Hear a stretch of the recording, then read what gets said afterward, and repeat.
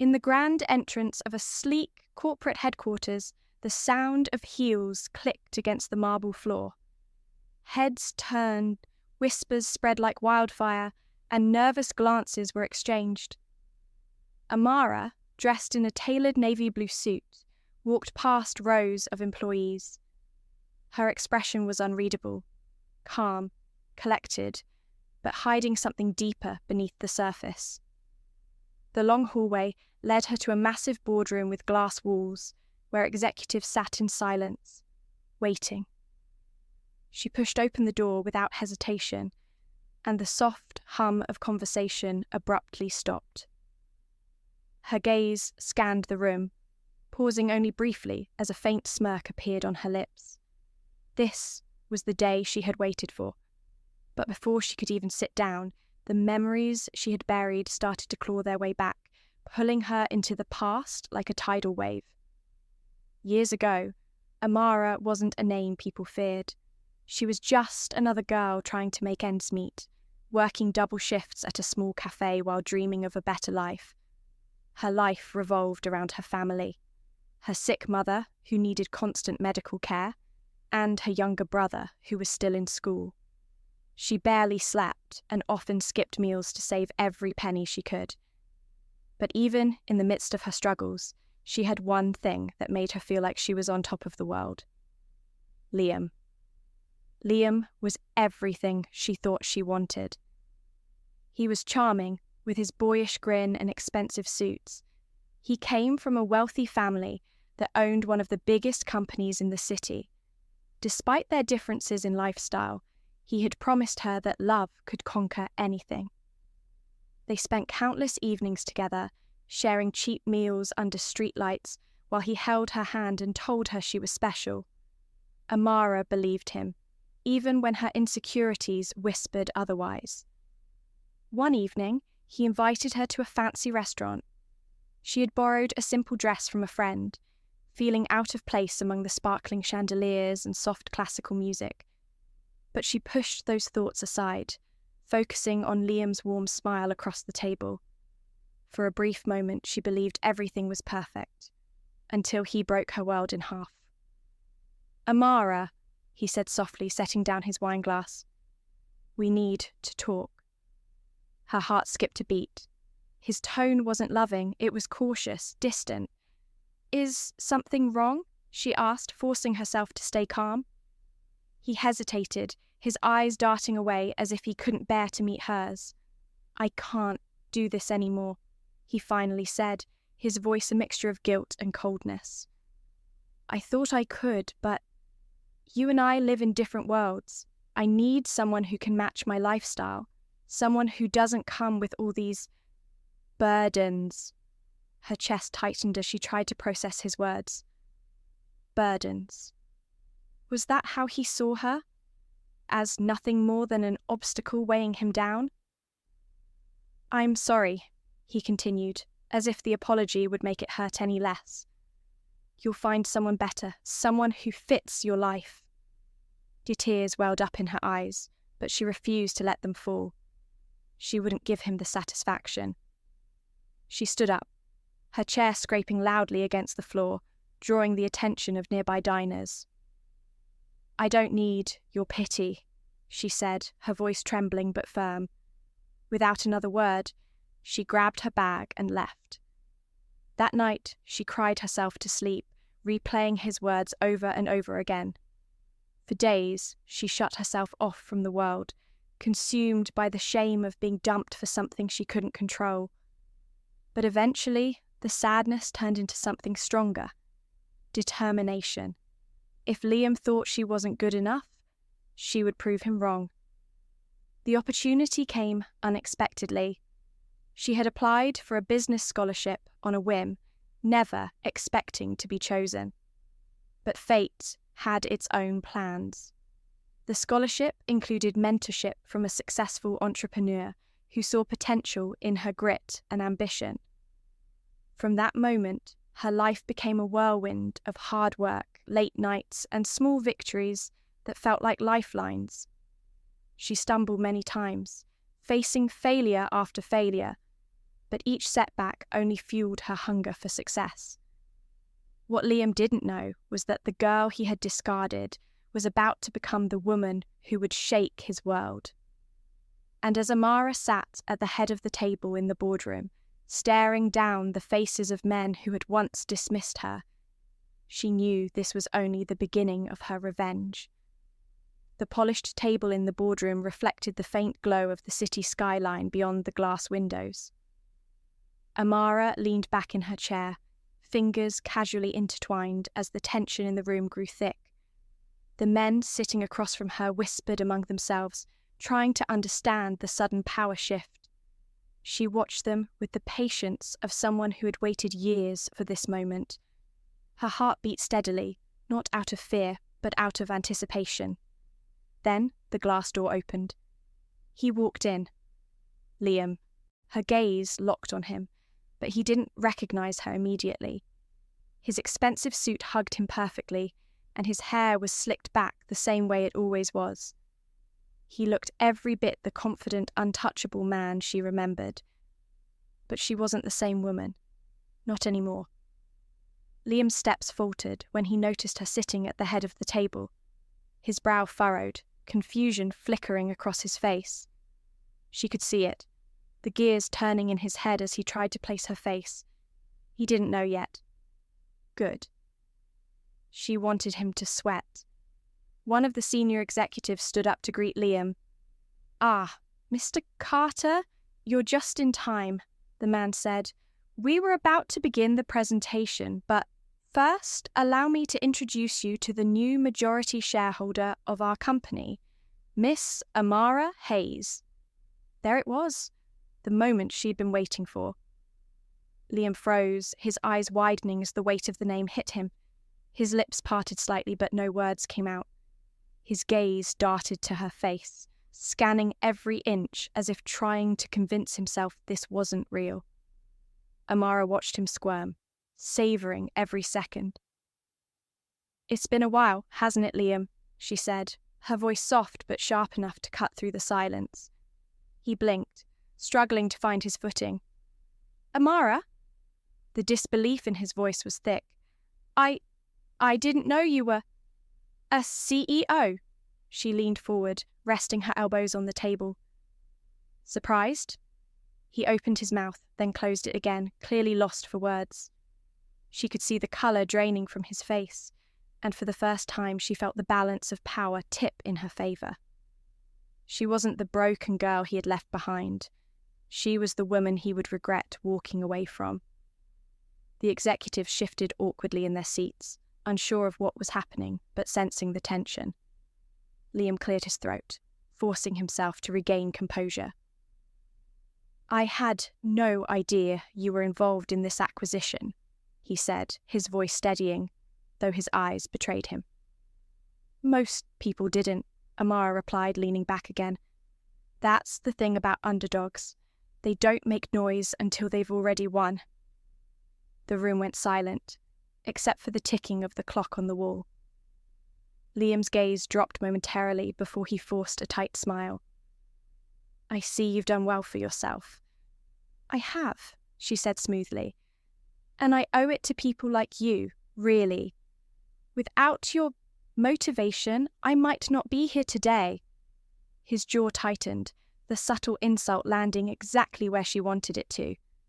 She could tell he was trying to maintain his charm, but cracks were already forming in his confident exterior. The executives, sensing the personal nature of the exchange, awkwardly shifted their attention to their laptops and notes.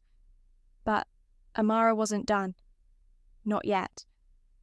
"You should stay for the presentation," she continued, her voice casual. "It's about the restructuring plan for the company. A few departments are being reassigned." Liam's eyes darkened, and she knew he understood. His position wasn't safe. She had him exactly where she wanted him, and this was only the beginning of her carefully laid plan. Liam sat stiffly, his knuckles turning white as he gripped the edge of the table. The weight of Amara's words hung over him like a storm cloud, but he couldn't afford to show weakness. Not here. Not in front of the board. He forced a chuckle, though it sounded hollow. I'm sure your plans will be interesting. Oh, they will be, Amara said with a small knowing smile. You'll have a front row seat to everything. Her words were both an invitation and a threat, and Liam felt it. The boardroom door opened again as an assistant entered, passing out thick binders labelled Proposed Departmental Changes. Amara waited patiently, her gaze never leaving Liam as the assistant placed a copy in front of him. His fingers hesitated before flipping open the cover. What he saw on the first page drained the rest of the colour from his face. Departmental Lead, Liam Carter, reassigned. Effective immediately, Amara said, her voice cutting through the room like a blade. The marketing department will undergo a restructuring. Liam, you'll be transferred to oversee regional sales operations. I believe the branch in South Creek could use some hands-on leadership. The mention of South Creek hit him like a punch to the gut. South Creek wasn't just a transfer, it was a demotion. A small, rural branch far removed from the company's main operations. His gaze shot up, meeting hers with a mixture of anger and disbelief. You're sending me to South Creek? I am, she replied, her tone polite but merciless. It's a crucial part of the company, of course, but I'm sure you'll make the best of it. After all, didn't you once tell me that hard work is everything? His nostrils flared, and for a brief second, it looked like he was going to argue. But she could see the wheels turning in his head. He couldn't afford to make a scene. Not here. Not now. Not in front of the people who still saw him as a rising star. If he lashed out, it would only confirm his weakness. He exhaled slowly, forcing himself to smile through gritted teeth. If that's what the company needs, I'll do it. Good. Amara clasped her hands together, her demeanour calm and collected. This decision wasn't personal, of course. It's just business. The lie was thin, but no one in the room dared question it. Liam's shoulders sagged ever so slightly, but he quickly straightened them again, trying to salvage his pride. He glanced down at the binder, pretending to read through the pages, but his mind was racing. He knew this wasn't over. Amara wouldn't stop at a simple transfer. She wanted him to feel what she had felt, humiliation, defeat, and the suffocating weight of being cast aside. But what terrified him most was the fact that she wasn't rushing. She was patient, methodical, and far more dangerous than he ever imagined. As the meeting wrapped up, the executives gathered their things and filed out one by one. Liam lingered, waiting until the room was empty except for him and Amara. He stood, adjusting his tie as he walked toward her, his voice low and controlled. I underestimated you, he said, stopping just a few feet away from her. Yes, she replied, meeting his gaze without blinking. You did. For a moment, they stood in silence, the tension between them crackling like a live wire. Then, Liam leaned in slightly, his voice dropping to a whisper. This isn't over, Amara. Her smile widened, but there was no warmth in it. I'm counting on it. He pulled back, his jaw tight, and walked out of the room without another word. Amara exhaled, leaning back in her chair as she watched him disappear down the hallway. She had won this round, but she knew Liam well enough to know he wouldn't give up easily. And that was exactly what she wanted. The glass walls reflected the evening glow of the city as Amara remained seated, her fingers lightly tapping the table. She watched the empty room, the ghost of Liam's presence still lingering in the air. But she wasn't done reminiscing. Her mind drifted back to where it all truly began. Not at the fancy restaurant where Liam had shattered her heart, but at the moment she decided to rebuild herself from the ground up. After the breakup, Amara had hit rock bottom. Nights were long, filled with sleepless hours of self-doubt and guilt. She kept replaying his words in her head. Different worlds, someone who fits my lifestyle, holding me back. They had sliced through her like daggers, and for a while she believed him. She had convinced herself she wasn't enough. Until one day, when her mother, frail and tired but still her biggest support, sat beside her on the couch and spoke softly. "People like him don't get to decide your worth, Amara," her mother had said, brushing a strand of hair from her face. "But you do." Those words had planted the seed.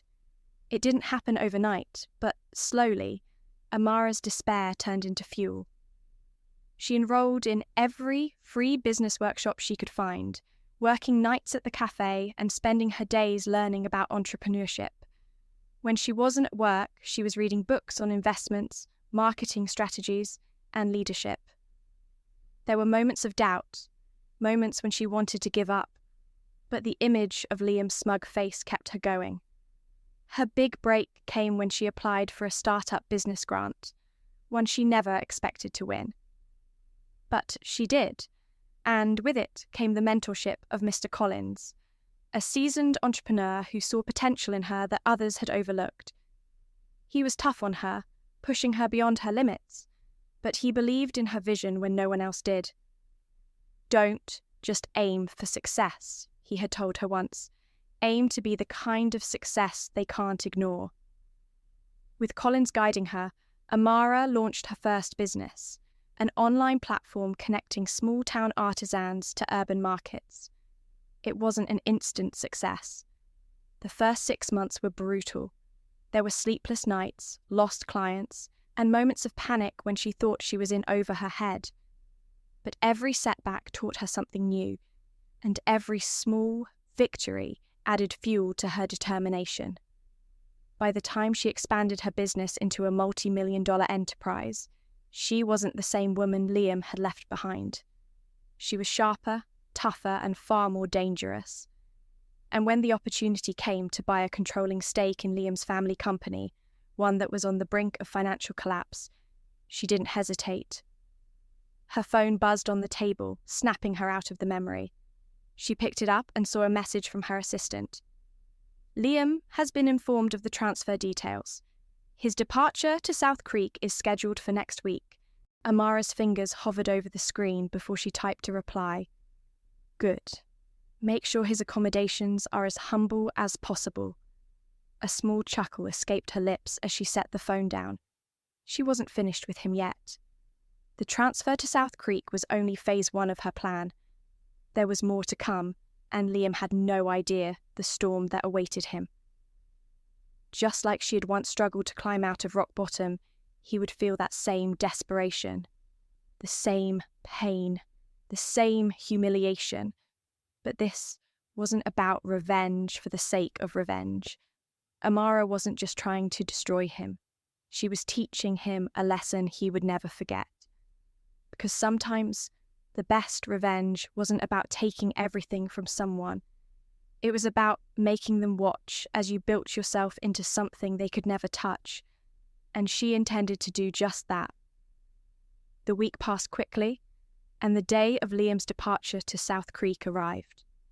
His once proud stride was replaced by a more cautious step as he exited his apartment, a single suitcase in hand. The limousine that normally chauffeured him to work was replaced by a modest, company-provided sedan. He gritted his teeth as the driver loaded his bag, refusing to meet the man's eyes. The humiliation of this transfer stung, and what made it worse was knowing Amara had orchestrated every second of it. The ride to South Creek felt suffocating, the scenic countryside blurring past him as he replayed their last conversation in the boardroom. She had smiled as if she owned him, and maybe she did. But Liam wasn't about to give her the satisfaction of watching him crumble. He still had pride, and if South Creek was where he had to rebuild his career, so be it. He wouldn't stay down for long. Amara had underestimated him too, or so he thought. When the car finally pulled up to the small regional office, the reality of his demotion hit him harder than he had anticipated. The building was nothing like the sleek high-rise he was used to. The paint was peeling, and the company's logo on the front sign was faded. Inside, the atmosphere was quiet, the air thick with the smell of old coffee and paperwork, a far cry from the luxurious corporate world he had once dominated. As he entered, a receptionist with a warm smile greeted him, seemingly unaware of the storm brewing inside him. "Welcome to South Creek," she said cheerfully. "Mr. Carter, right, we've been expecting you." He forced a smile and nodded, following her down a narrow hallway lined with outdated furniture. His new office was small, with a single desk, a filing cabinet, and a window that overlooked the parking lot. He set his suitcase down, biting the inside of his cheek, to stop himself from cursing out loud. This wasn't what he was used to, but he reminded himself that it was temporary. He would claw his way back. That afternoon, he sat at his desk, reviewing the sales reports for the region. The numbers were worse than he had expected, and the team under his supervision was small and inexperienced. Fixing this mess would take time, but that was what Amara wanted, wasn't it? She wanted him buried under the weight of failure. Later that evening, when the office had emptied, Liam leaned back in his chair and closed his eyes. The silence was deafening, but in it, he heard the echoes of Amara's voice. He saw her face, that smug smile she had worn when she reassigned him. His fingers tightened into fists, but then a thought crossed his mind, a spark of defiance that ignited something in him. Maybe she thought she had won, but she didn't know him as well as she believed. He had watched her rise from nothing, and now it was his turn to rise. He didn't need her pity or mercy. He would fix this regional branch and turn it into the most profitable division the company had ever seen. And when he returned, he wouldn't be the man she had humiliated. He would be the man who reclaimed everything she had taken from him. But just as he was building that determination, his phone buzzed on the desk. He hesitated before picking it up, his heart sinking as he saw the sender. Amara Hayes. The message was brief, but laced with the cold precision that had become her signature. "I hope you're settling in. Don't disappoint me." Liam's grip tightened around the phone. He wanted to throw it across the room, but instead, he took a deep breath and set it down. She was playing with him, and he hated how easily she could get under his skin. But it also fueled him. If she wanted a fight, he would give her one. But he would fight on his terms. Outside, the night was falling over South Creek, the streetlights casting long shadows across the quiet town. Liam stared out the window, knowing that the battle between them wasn't over. It had only just begun. What he didn't realize was that Amara had anticipated his every move. She had planned for this. And soon, she would remind him why people feared the name Amara Hayes. Back in the city, Amara stood by the floor-to-ceiling windows of her office, the glow of the bustling skyline reflecting in the glass. The night air outside was calm, but inside her mind there was a storm brewing. She sipped her coffee slowly, her thoughts circling Liam like a predator waiting to strike again. The text she had sent him earlier was a calculated move, just enough to rattle him, but not enough to break him. Not yet. She didn't want him broken. She wanted him desperate, hungry, the way she had once been. A soft knock at her door pulled her out of her thoughts. Her assistant stepped inside, holding a stack of files. "The South Creek transition reports, ma'am, and Mr. Collins asked if you'd like to review the final merger documents tonight." Amara took the files, but waved off the merger documents. "I'll handle them tomorrow. Tonight, I'm focused on this." Her assistant hesitated. "Do you think Mr. Carter will be able to turn things around in South Creek?" Amara didn't answer immediately. Instead, she set down her coffee and opened one of the files, scanning the numbers. "He'll try," she said finally. "Liam isn't someone who gives up easily. That's what makes this interesting.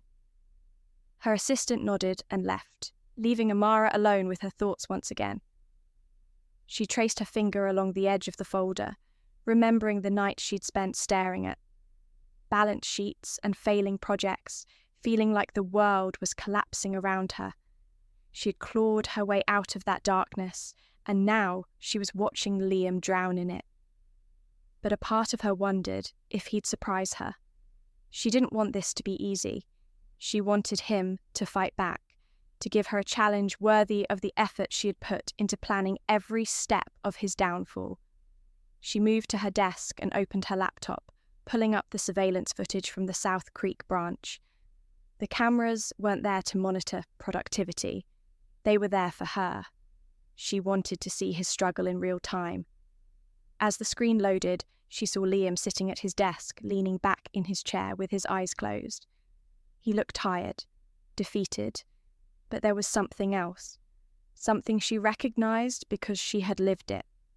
Defiance. A small smile tugged at the corner of her lips. Good. He wasn't broken yet. That would make the game much more satisfying. Her fingers hovered over the keyboard as she drafted an email to the regional manager at South Creek, ensuring that Liam would face every possible obstacle. Tight budgets, unrealistic deadlines, understaffed teams, everything she had once endured would now be his burden. But unlike her, he wouldn't have a mentor guiding him. He would have to figure it out alone.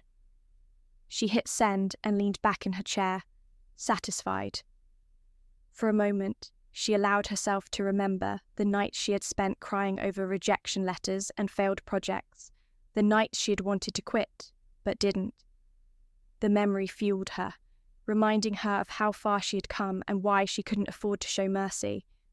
Her phone buzzed with another message, this time from her mentor, Mr. Collins. I hear you're putting quite the pressure on your old flame. Be careful, Amara. Revenge can be a double-edged sword. She stared at the message for a moment before replying, Don't worry. I'm not looking to destroy him completely. I just want him to understand what it feels like to be underestimated. But even as she sent the message, a small voice in the back of her mind warned her that Collins might be right. Revenge was addictive, and if she wasn't careful, it could consume her. She brushed the thought aside and closed her laptop, convincing herself that this wasn't about holding on to the past. It was about closure. Justice. Still, she knew there was a fine line between justice and obsession, and the way Liam had already begun to consume her thoughts made her wonder if she was walking too close to the edge. The next morning, sunlight streamed through the window of Liam's modest office in South Creek. He sat hunched over his desk, papers scattered in front of him. His tie loosened as he tried to make sense of the financial mess that had been handed to him. The numbers didn't lie. This branch was failing and fast. He rubbed his temples, exhaustion already creeping in, but his pride wouldn't let him rest. If he didn't find a way to fix this, Amara would win. The thought of her smug face haunted him. Every time he closed his eyes, he could see her leaning back in that boardroom chair, effortlessly in control. It burned him, but it also pushed him forward. He had underestimated her once, but he wouldn't do it again. She thought she could bury him here, but he'd prove her wrong. He'd build this branch up and come back stronger. A knock at the door pulled him from his thoughts. A young woman entered, carrying a tray of coffee and a nervous smile. Mr. Carter, I thought you could use a break, she said, setting the cup down on his desk. Thanks, he muttered, barely glancing up. Everyone's talking about you, she added, shifting awkwardly. The new boss from the city. They're wondering if you can save this place. Her words stung more than she probably intended. I don't plan on failing, he replied, his voice sharper than he meant it to be. The woman nodded quickly and left, leaving Liam alone with his thoughts once again. He picked up the coffee, staring out the window as he took a sip. He needed to be strategic. South Creek wasn't just a branch, It was a test, a trap, and Amara was watching his every move. She had made sure he had limited resources, but he'd find a way to work around that. If she wanted him to fail, he would make sure she was the one surprised. He spent the rest of the day meeting with team members, gathering information, and identifying key issues. Many of the employees had given up hope, accepting the branch's decline as inevitable, but that only made him more determined. He knew what it was like to be underestimated. Amara had taught him that lesson too well. By the time the sun had set, he had outlined a plan. It wasn't perfect, and it was risky, but it was the best he could do with what he had. His fingers drummed against the desk as he reviewed the notes. The next step would be crucial, securing a major client that had pulled out of their contract months ago. If he could bring them back, it would be a turning point. But the client was a tough negotiator, and the odds weren't in his favour. As he packed up for the night, his phone buzzed again. He hesitated before checking the screen, half expecting another taunting message from Amara. But this time, it wasn't her. It was an email from one of the former clients he had contacted earlier in the day. "Let's meet tomorrow to discuss terms." Relief washed over him, followed by a spark of confidence. He wasn't out of the game yet. Meanwhile, back in the city, Amara sat on the balcony of her penthouse apartment, the cool night breeze brushing against her skin. She sipped a glass of wine as she scrolled through her tablet, reviewing the latest reports from South Creek. As expected, Liam had wasted no time trying to clean up the mess. She admired his persistence, but she wasn't going to make it easy for him. With a few taps on the screen, she sent instructions to her team. Tighten the budget further, delay supplier deliveries, and restrict any non-essential spending. She wanted to see how creative he could get under pressure. Her phone buzzed with a new message, this time from an unknown number. She frowned, opening it cautiously. The message was simple but unsettling. "You're playing a dangerous game, Amara. Be careful who you push." Her fingers hovered over the screen, heart racing slightly as she tried to identify the sender. She thought of Liam, but it didn't seem like his style. Whoever it was, they knew about her plan. She deleted the message and locked her phone, brushing off the unease that crept up her spine. If someone wanted to warn her, they were wasting their time. She was too far in to back down now. The meeting with the former client took place the next day, in a small conference room at a nearby hotel. Liam arrived early, armed with a presentation he had spent the entire night perfecting. His eyes were bloodshot from lack of sleep, but his resolve was sharper than ever. This wasn't just a meeting, it was a lifeline. If he could convince them to renew their contract, it would prove to Amara and to himself that he wasn't as easily defeated as she thought. The client, a middle-aged man named Mr. Harris, entered the room with a skeptical look. His assistant followed, carrying a folder filled with documents Liam assumed were related to the company's previous dealings with South Creek. They exchanged brief pleasantries before getting down to business. "I'll be honest with you, Mr. Carter," Harris said, folding his arms across his chest. "We pulled out of the contract because of poor results. What makes you think this time will be any different?" Liam took a deep breath, meeting the man's gaze directly. "Because I'm different," he replied, sliding a revised proposal across the table. "I understand why you left, and I'm not here to make excuses. I'm here to fix it." For the next hour, Liam laid out his plan in detail, addressing every concern Harris brought up. He anticipated objections and had counter-arguments ready. He demonstrated how the branch could cut costs while improving performance, showing projections that reflected realistic but promising growth. He didn't just rely on charm, he relied on facts, data, and sheer determination. By the end of the meeting, Harris leaned back in his chair, tapping a pen against the table. "You've given me a lot to think about," he said. "I'll need a few days to review this with my team." Liam nodded, masking his disappointment. He had hoped for an immediate commitment, but he knew these things took time. As they shook hands and parted ways, he reminded himself that this wasn't a loss. It was a step forward. Back at the South Creek office, Liam reviewed his progress, knowing he couldn't afford to relax. The client wasn't the only hurdle. He needed to stabilize the branch's internal operations while keeping morale up. He spent the next few days working closely with his team, motivating them with small victories and recognizing their efforts. Slowly, he could feel a shift in the atmosphere. The once defeated staff began showing signs of hope, and productivity increased. But just when things seemed to be improving, the blow came. An email from the company's finance department landed in his inbox, informing him that their operational budget had been cut further. Essential supplies and equipment were delayed indefinitely due to corporate restrictions. His jaw tightened as he read the words. He didn't need to ask who was behind it. This had Amara's fingerprints all over it.